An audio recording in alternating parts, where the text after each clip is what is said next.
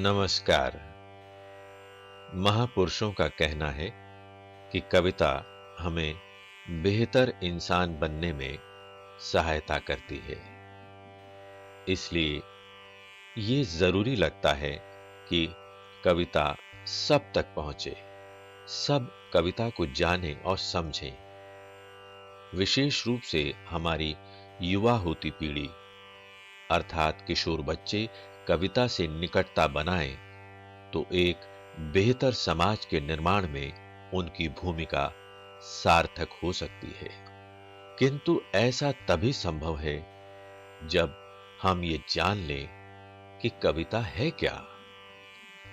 कविता का एक छोर जहां कल्पना को आकाश की ऊंचाइयों तक ले जाने की क्षमता रखता है, वहीं जीवन का यथार्थ कविता को धरातल पर लाकर खड़ा कर देता है। यही अंतर्विरोध ही कविता का जनक है। कविता का भाव जगत छात्रों के लिए हमेशा से जिज्ञासा का कारण बनता रहा है। इस श्रृंखला के कार्यक्रमों में उनकी इन्हीं जिज्ञासाओं का उत्तर खोजने का प्रयास किया गया है।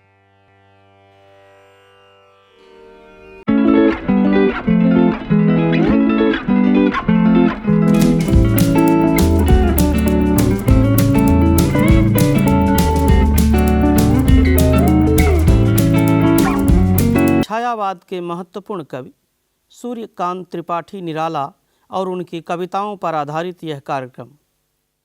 निराला की दो कविताएं पाठ्यपुस्तक में शामिल हैं।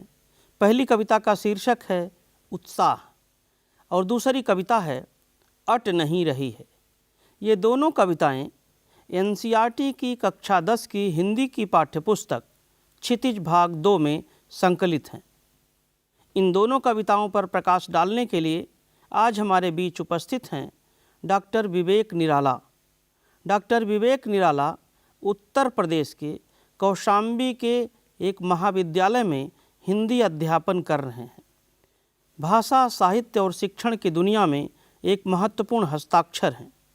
डॉक्टर विवेक निराला स्वयं एक कवि हैं और डॉक्टर निराला सूर्यकांत त्रिपाठी निराला के प्रपौत्र भी हैं। उनसे बातचीत कर रहे हैं डॉक्टर अंगद तिवारी। डॉक्टर अंगद तिवारी दिल्ली विश्वविद्यालय के श्री अरविंदो कॉलेज में हिंदी अध्यापन कर रहे हैं। भाषा साहित्य की दुनिया में एक विशिष्ट नाम है। आइए देखते हैं उनकी बातचीत। साथियों नमस्कार। आज हम महाकवि निराला की कविताओं पर चर्चा करने जा रहे हैं। चर्चा के लिए हमारे बीच उपस्थित हैं डॉक्टर विवेक निराला। डॉक्टर निराला, इस कार्यक्रम में आपका स्वागत है। डॉक्टर निराला, कविताओं पर चर्चा करने से पूर्व हम यह चाहते हैं कि आप कवि का संक्षिप्त जीवन परिचय दे दें, जिससे हमारे विद्यार्थी पाठ से जुड़ने में आसानी महसूस करें। सूर्यकांत त्रिपाठी निराला का जन्म सन 1896 में बंगाल की महिषादल रियासत में हुआ था। हालांकि उनके जन्म के संबंध में सन 1899 का उल्लेख भी कहीं कहीं मिलता है, लेकिन 1896 ईस्वी ही ज़्यादा प्रामाणिक मालूम पड़ता है। निराला ने अपने जीवन में जितने तरह के संघर्ष किए, वे ही संघर्ष साहित्य की दुनिया में भी जैसे प्रतिबिंबित होते हैं। अपने जीवन में जहां उन्होंने 1918 के इन्फ्लुएंजा में अपने बहुत सारे नज़दीकी रिश्तेदारों को, पत्नी को खो दिया, वहीं अपने साहित्यिक संघर्ष में एक एक करके लोग उनका विरोध करते गए और निराला को अपने कथ्य और शिल्प में जो विद्रोह की चेतना लेकर के आए थे, उसमें कितनी तरह के विरोध झेलने पड़े, इसको इस उदाहरण से समझा जा सकता है कि निराला जिस मुक्त छंद का प्रवर्तन कर रहे थे, उस मुक्त छंद को कहीं रबड़ छंद, कहीं केचुआ छंद कहकर उसका मजाक उड़ाया जाता था। निराला संघर्षों में आगे बढ़ते हुए इन विरोधों को झेलते हुए अपने को स्थापित कर सके, यह कम बड़ी बात नहीं थी। जितनी तरह का उनका विरोध हुआ, उस विरोध में तो कोई भी व्यक्ति टूट सकता था, लेकिन निराला अपराजेय रहे। अपनी एक कविता में वह इसे व्यक्त भी करते हैं कि धिक जीवन जो पाता ही आया विरोध, धिक साधन जिसके लिए सदा ही किया शोध। तो इन विरोधों को झेलते हुए निराला ने अपने को इस तरह से स्थापित किया कि बाद में हिंदी कविता ने उनसे अपने आप को जोड़ा। छायावाद के बाद जितने भी काव्य आंदोलन आए, उन्होंने अपने आप को निराला से जोड़ करके देखा। 15 अक्टूबर 1961 में निराला का निधन हो गया, लेकिन इसके बावजूद निराला समूची हिंदी कविता में किस तरह से उपस्थित हैं, यह देखा जा सकता है।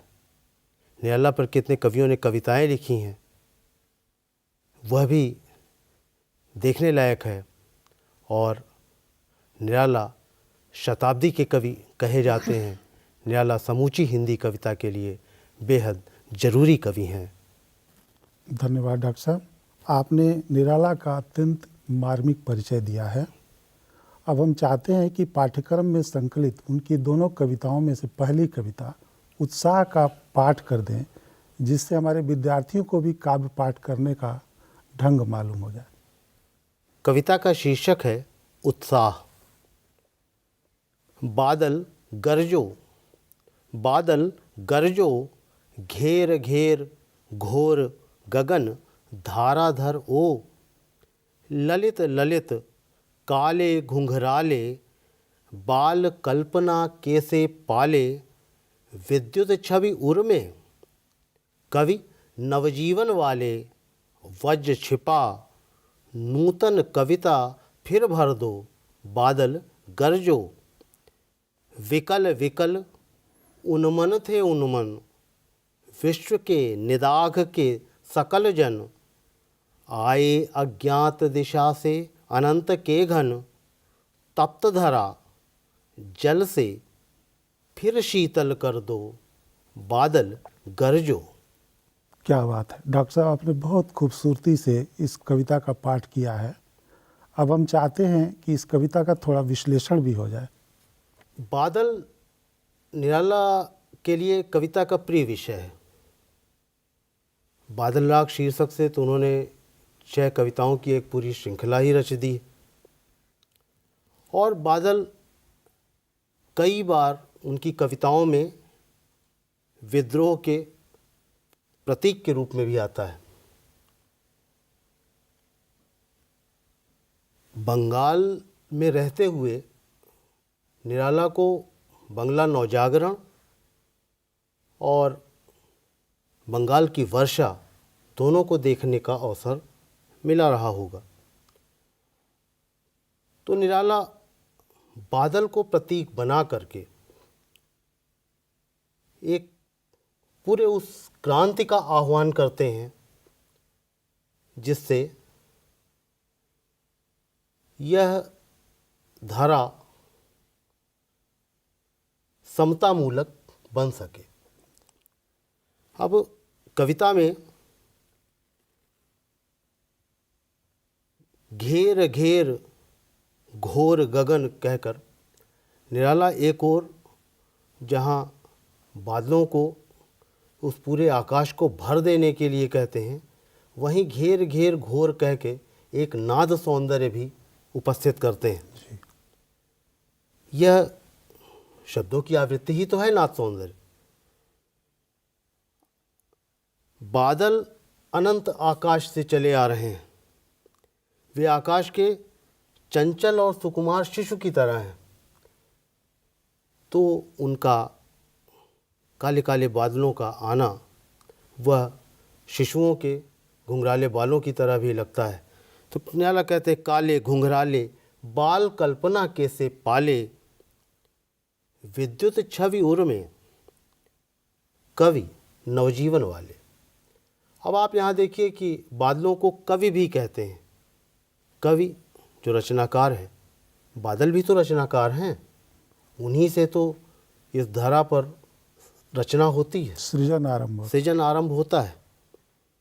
नवजीवन वाले, यह बादलों को नवजीवन वाले इसलिए भी कहते हैं निराला कि ये ग्रीष्म के बाद फिर से वर्षा से नवांकुरण, नया अंकुर फूटता है, धरती से बाहर झांकता है। वज्र छिपा नूतन कविता फिर भर दो।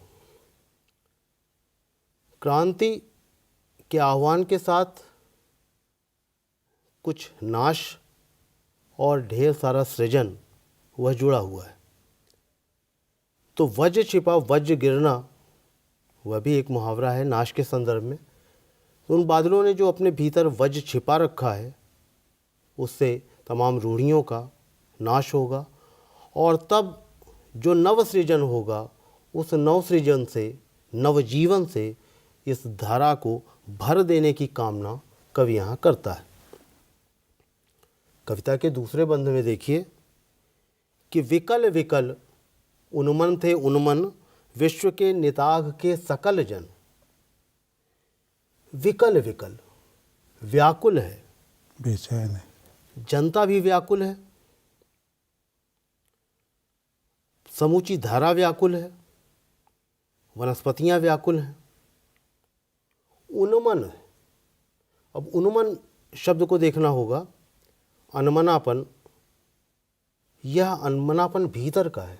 बाहर से सब इस निदाघ में तप रहे हैं, लेकिन भीतर भी, अंतर्मन भी तप रहा है। आए अज्ञात दिशा से अनंत के घन, तप्त धरा, सारी धरा तप रही है। जल से फिर शीतल कर दो, बादल गरजो, और इसे शीतलता प्रदान करना है।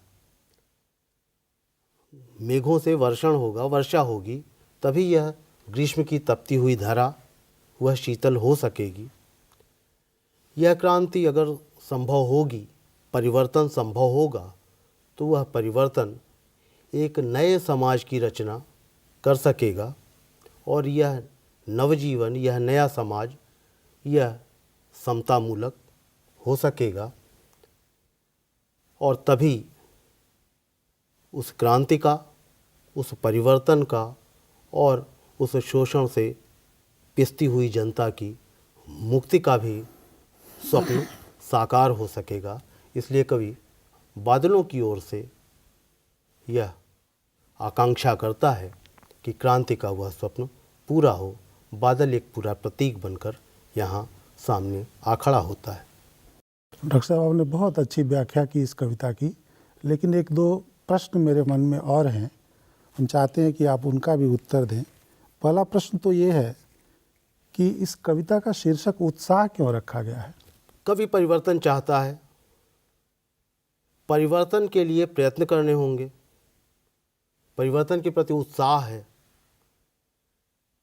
इसलिए मुझे लगता है कि कविता का शीर्षक कवि ने उत्साह रखा है।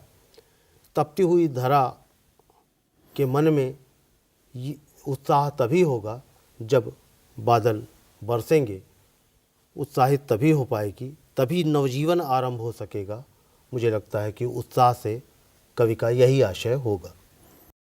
मेरा दूसरा प्रश्न ये है कि इस कविता में कवि ने बादल से बरसने की बजाय गरजने का अनुरोध किया है, ऐसा क्यों? बादलों में शक्ति छिपी होती है, इसीलिए कवि एक जगह कहता है कि विद्युत छवि उर में, जिससे परिवर्तन होगा, जिससे बहुत कुछ प्राचीन ध्वंस होगा और तब नवनिर्माण होगा। तो इसलिए पहले गर्जन, पहले तो गरजने का ही जिक्र करता है कवि। लेकिन ऐसा नहीं है कि कविता में बरसने की बात नहीं है, क्योंकि जब कवि कहता है कि तप्त धारा को जल से फिर शीतल कर दो, तो बिना इस वर्षा के, बिना मेघ या बादलों से वर्षा के यह तपती हुई धरा शीतल कैसे हो पाएगी? तो गरजने के साथ साथ बरसने का भी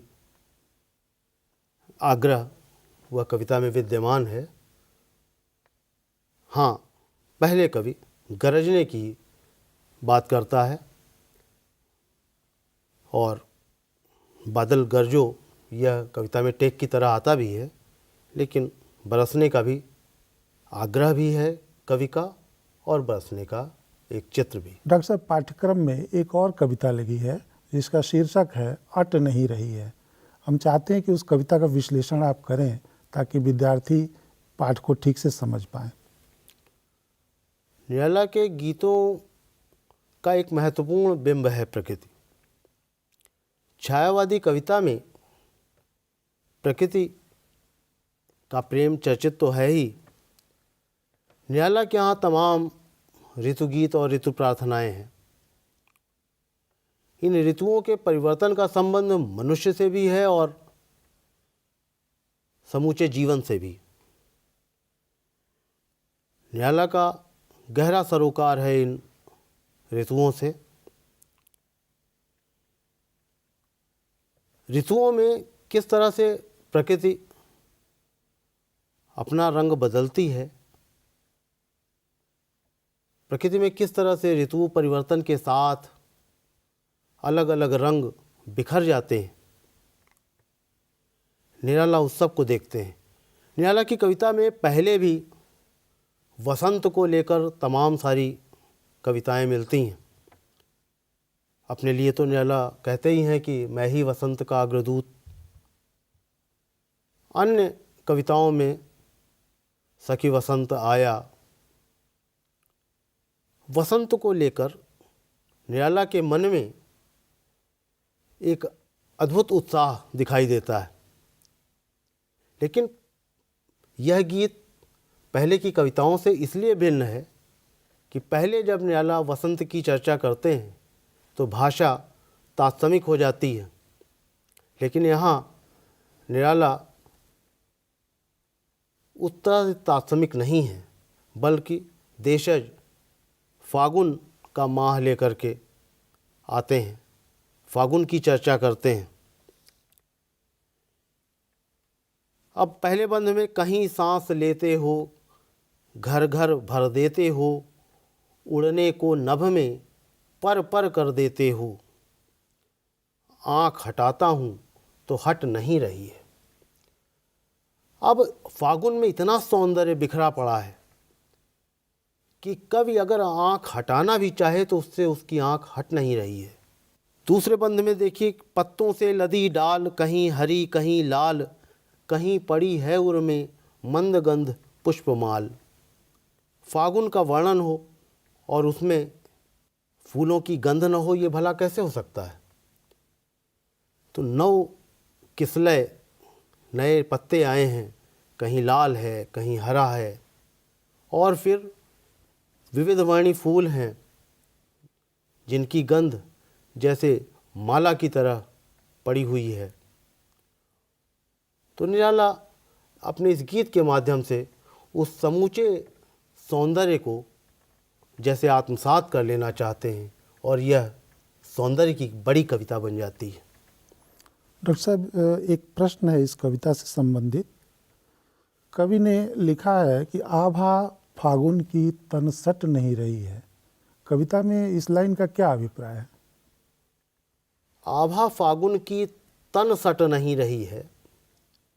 इतना सौंदर्य बिखरा हुआ है प्रकृति में कि कवि उसे आत्मसात करने के लिए जितना बाहर सौंदर्य है उस सबको आत्मसात करना चाहता है, भीतर भी।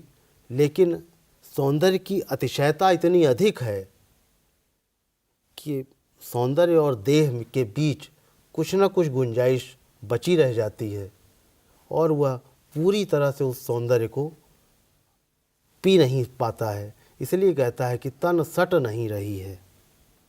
डॉक्टर साहब, आपने महाकवि निराला का संक्षिप्त जीवन परिचय बताया, पाठ्यक्रम में लगी उनकी कविताओं का पाठ किया और उनका विश्लेषण भी किया।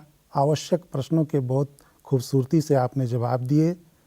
इससे निश्चय ही हमारे विद्यार्थियों को काफ़ी फ़ायदा हुआ होगा। हम आपका धन्यवाद करते हैं। नमस्कार। नमस्कार।